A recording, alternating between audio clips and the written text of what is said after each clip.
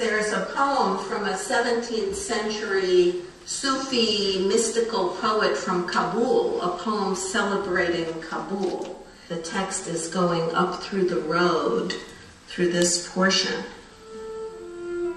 Kabul wears a rugged mountain skirt, and the rose is jealous of its lash-like thorns. The dust of Kabul's blowing soil smarts lightly in my eyes, but I love her, for knowledge and love both come from her dust. I love that.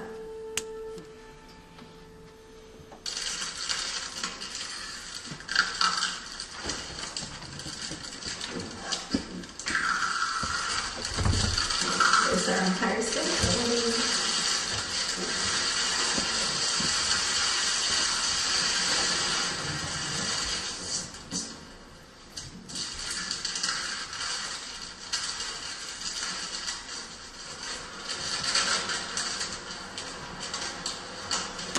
Isn't that cool? See, we're always playing with positives and negatives. So you think the land is the positive and the water's the negative, and the water's the positive for us. It really catches the light. Inside of Manhattan, in about 50 different languages, it's going to say, "This is my city." In everything, in Swahili, in Japanese, and Chinese, and every language you can think of, it's going to say, "New York is my city."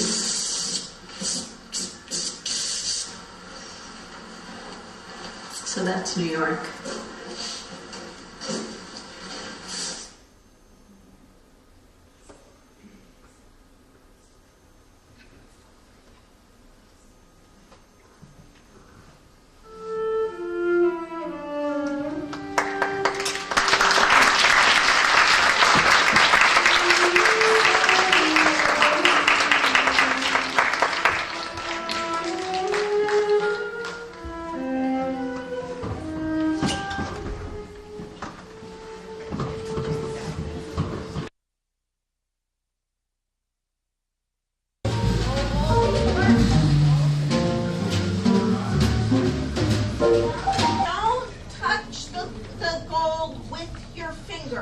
When you're pushing your gold onto your glue, use your tissue. The oils in your skin will change the gold, okay? You only touch the gold through the tissue. The real one. Here's Ruth Appelhoff. Hi. Saying hello to all of you. Oh, thank you very, very much for coming. It's a thrill to have you all here and to have you meet Ellen Frank. So we're excited about this exhibition, and especially our peace celebration today. Thank you very much. And I think we should all applaud Ruth because it's so special, I have to tell you, that she has embraced Cities of Peace. She has embraced the mission of the project. She has embraced the first Guildhall Peace Festival. It's our first Cities of Peace Festival, and this is all due to the generosity and spirit and vision of Ruth and of the other Guildhall staff.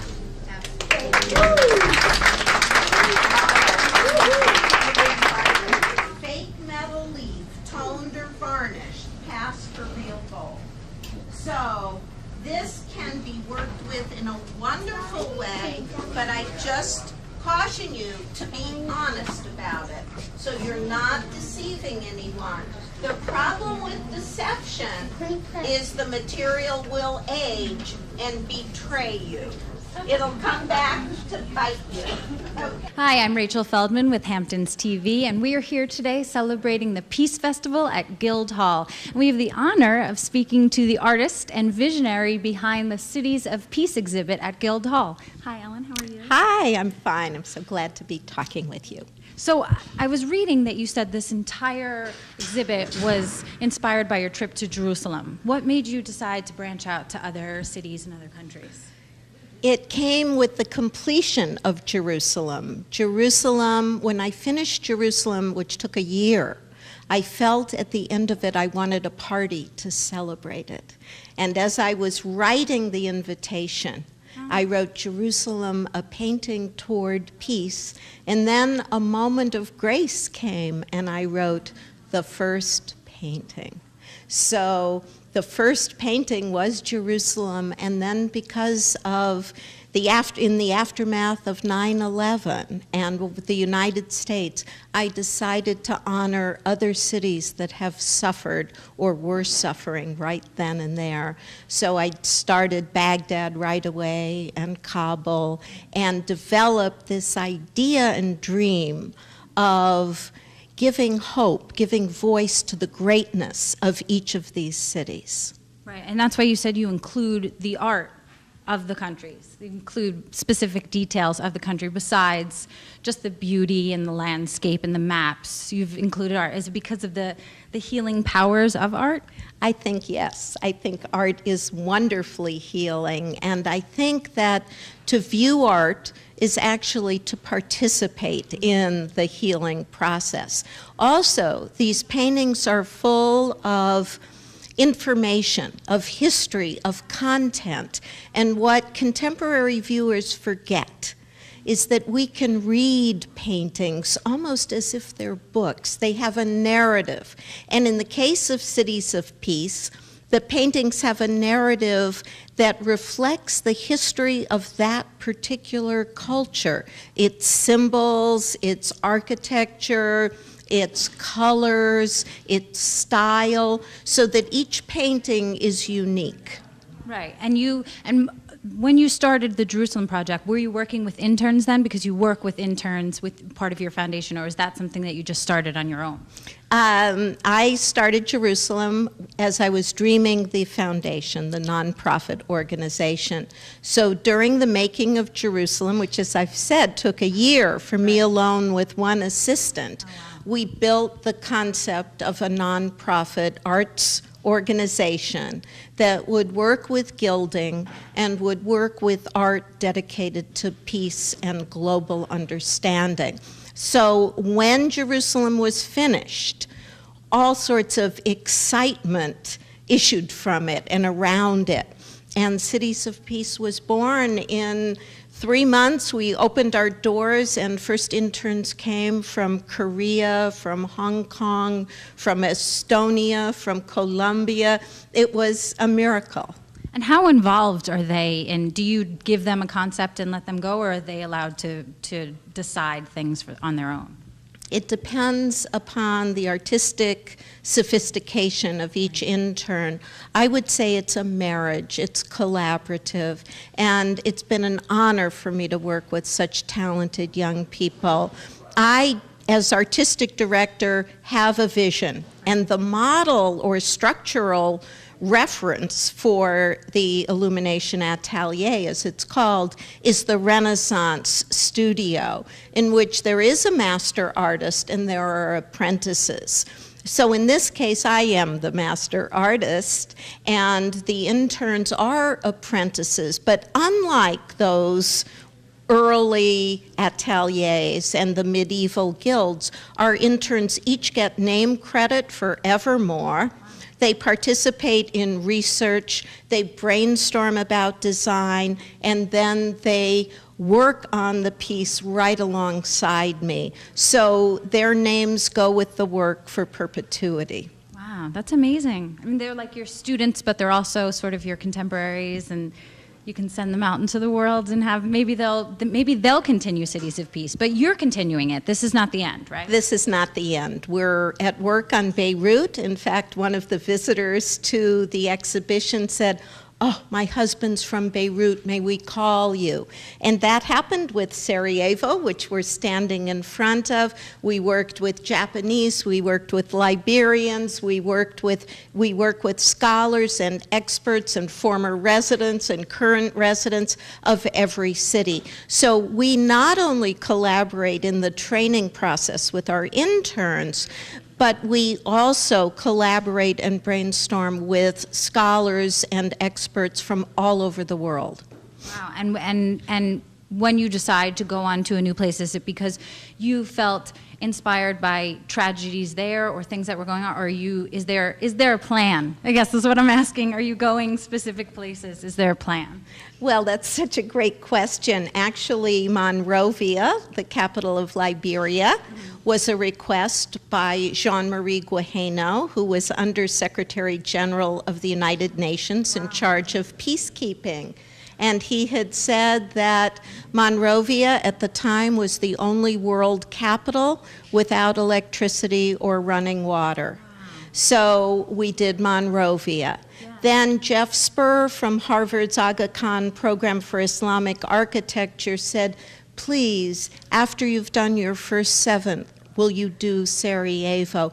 I didn't know that in 1991, Sarajevo was the site of the single largest book burning in modern history. More than 2 million books intentionally destroyed. So what we're doing in Cities of Peace, we're not only honoring cities where there's been genocide, but we're actually honoring what's sadly called culturicide, the actual death of an entire culture forevermore. We need to know or recognize violence. We need to recognize tragedy and loss. Once we know it and we understand it, we can work to transform it. If we work for peace without understanding tragedy and loss, our work is empty of a profound resonance. So we can err on either side. We can be eager beavers and march, or we can be violent and angry. And in the middle is a way of understanding and honoring and working. And that's the middle way that we strive for. I definitely think that's representative in your work, which is beautiful, and it's been just a joy to have this here. So there's a lot of exciting events coming up in the Peace Festival today. What do we have to look forward to? Oh, we have so much. We've just shown the film, The Making of Cities of Peace, which was shot by Academy Award-winning filmmaker Don Lenzer and edited by Eric Glanbard. And now we have peace poetry with wonderful poets, Terry Kennedy, Scott Chasky, Danny Simmons, coming and reading, and Maria Pacino. And after that, we have music for peace. So we have a poetry jam and a music jam. And after that, we have a tour. It's called the Insiders Tour of Cities of Peace. Very exciting. We can't wait.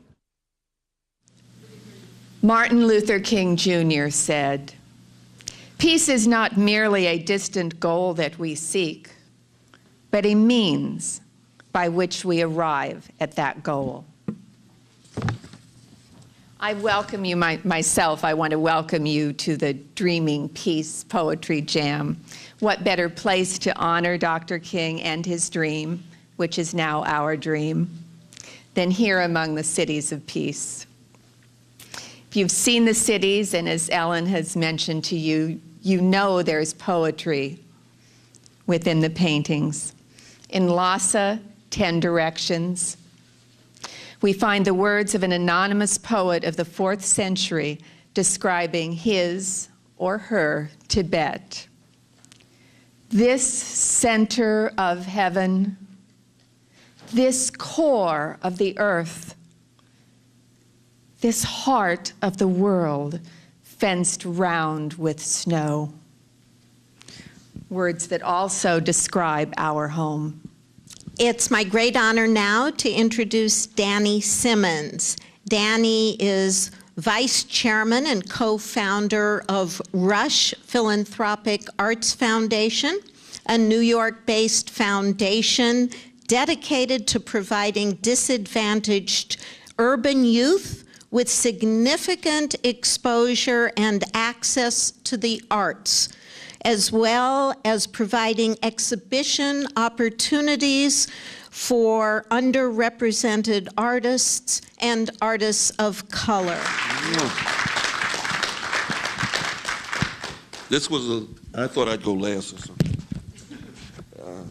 I write poetry. I'm not a big poetry reader in front of a whole bunch of people, but Ellen reached out to me and asked me would I do this, and it was such a compelling ask. I said, okay.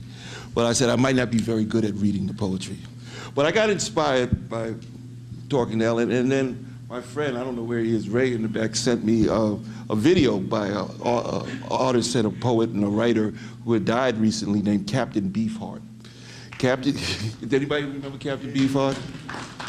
Well, I did some research and I found some words, and then I said, you know, I might not write a poem exactly about peace, but I'm going to write a poem about why we need peace. And so I wrote a poem dedicated to Captain Beefheart called Stir, Stir, Conjure and Brew, and dedicated for this gathering here.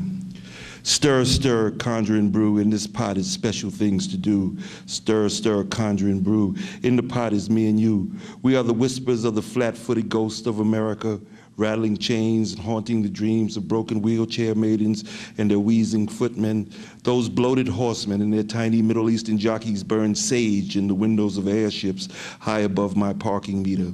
I remain bound to the promises made to my forefathers as we from the field watched the bead trading and the people shuffling off the ships offshore, dragging our drowned dead still chained, dragged into seas, into wars to come in waves forever and a day. In this pot, we got special things to do. We poets huddle and conjure, spitting rum and curses into the brewing pot. Spit, stir, conjure, and brew. In the pot, we got special things to do. We got to render America down to the bones, rip the flesh from the resurrected war machine, and cast it into the brewing pot. Because in this pot, we got a special things to do. Stir, stir, conjure, and brew. In this pot is me and you. Stir, stir, conjure, and brew. Stir, stir, conjure. Stir, stir, stir. In this pot, we got special things to do. Peace. Okay.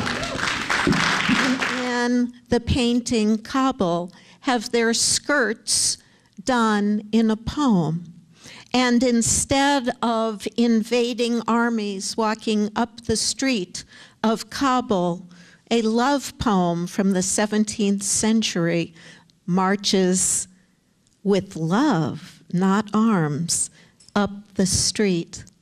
So I'm going to read this poem. And I think, as Scott Chasky was talking about us as stewards of the earth, Cities of Peace chastens us and says we are also stewards of cities, of cultures, of urban dwellers, as Danny is working with urban youth, so we need to preserve the greatness of our cities as homes to so much cultural achievement. Here's the poem, Kabul. This is a translation done by a group of friends. Oh, the beautiful city of Kabul wears a rugged mountain skirt, and the rose is jealous of its lash-like thorns. The dust of Kabul's blowing soil smarts lightly in my eyes, lightly in my eyes. But I love her, for knowledge and love both come from her dust. I sing bright praises to her colorful tulips. The beauty of her trees makes me blush. How sparkling the water flows from Pul-e-Mastan. May Allah protect such beauty from the evil eye of man. Kizer chose Kabul over paradise, for her mountains brought him near to heaven's delights. The fort's dragon-sprawling walls guard the city well. Each brick is more precious than the treasures of Shah Jahan. Every street in Kabul fascinates the eye. In the bazaars, Egypt's caravans pass by. No one can count the beauteous moons on her rooftops and hundreds of lovely suns hidden behind her walls. Her morning's laugh is as gay as flowers, and hundreds of lovely suns hide behind her walls. I'm sorry, I skipped a line. Her morning's laugh is as gay as flowers. Her dark nights shine like beautiful hair. Her tuneful nightingales sing with flame in their notes. Fiery songs like burning leaves fall from their throats. I sing to the gardens Jahanara and Shah-Ra-Ah. Even the tuba of paradise is jealous of their greenery. That's a 17th century poem by Misra Muhammad Ali Saib.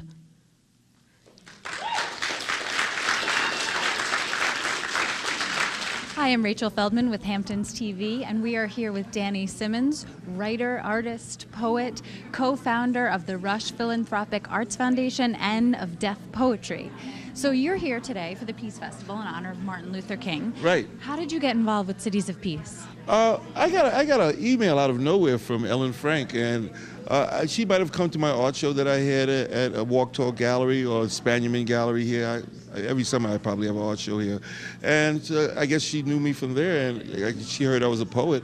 And she asked me would I participate. And I didn't know anything about the organization, and she started telling me a little bit about it, and I thought it was like a great thing to come out here. So I jumped in my car and came all the way out here from Brooklyn to hang out. Nice. Yeah, so. So did you already have pieces that you knew you wanted to read, or were you inspired by some of the work? You know, I was inspired. I read one very long poem that is in a book of mine, I Dream My People Were Calling. And the other one I wrote specifically for this event. And it was inspired by this artist, poet, and musician that died in the 1960s. I mean, died recently, but was very big in the late 60s and 70s, Captain Beefheart. And so I heard some of his music. A friend of mine had sent it to me, and I was inspired. I wrote this poem called Stir, Stir, Conjure, and Brew about changing the nature of America through magic. Through magic? Through magic, through voodoo, through hoodoo. So, and it really turned out well. I wrote it, and I sent it to Ellen, and she loved the poem. And she said, yes, please come and do that. I said, well, it's not specifically about peace, but it is about what's going on and why we need peace. And so she said, well, thank you, and I read it, and the people loved it. So. Yeah, and we do need peace. I mean, especially in a time, in the times that we are in now. And what do you think about that? This is in honor of Martin Luther King. What do you think about his message and how it still evokes in minds of people today? Martin Luther King's message, I mean, it was directed at a specific situation in the United States, but it resonates for situations that are all over the world at the moment. I mean, there are people oppressed and there are people that are starving and hungry. And, his message of nonviolence and social action coupled together to make change happen is a message that needs to be adhered to down and into the future. Things have gotten better in some sectors and gotten worse in others. So his message is as relevant today as it was when he was alive. It is. It really is. And Yeah. I think a lot of his message is coming through in Cities of Peace. Oh, no, this is a beautiful exhibition. Ellen's work is beautiful, and the poets' work, I heard some beautiful poetry, all very inspirational. And, there's a good group of people gathered here, so. It really was. Thank you so much for being with us today. Your work was beautiful, and we Thank really you. appreciate it. Thanks a lot for talking to me. Okay. Thanks. I'm Rachel Feldman with Hamptons TV.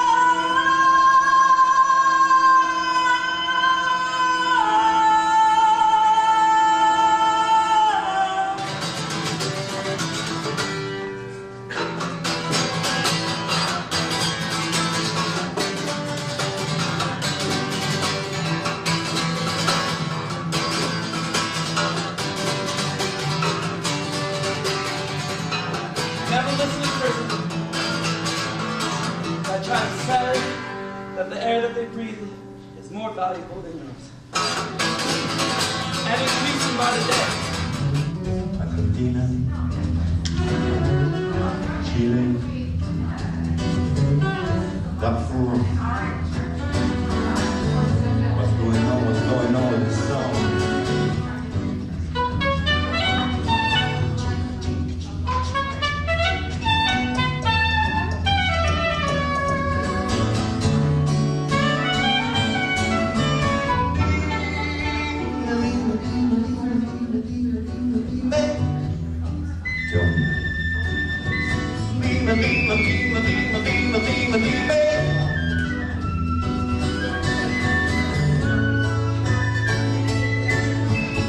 Entraron la verdad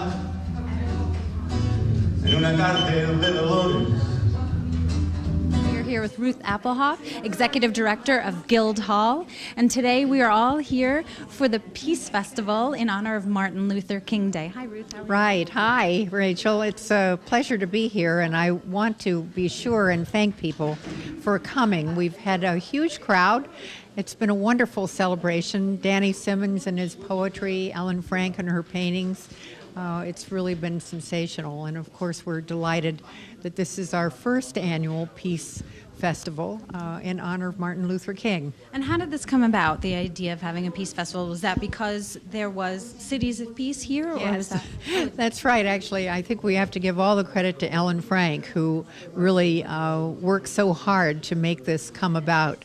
She, through her paintings, of course, is very interested in peace and, of course, works closely with people in various countries around the world to achieve peace. But now, today, we're able to actually bring that message to Guildhall and East Hampton.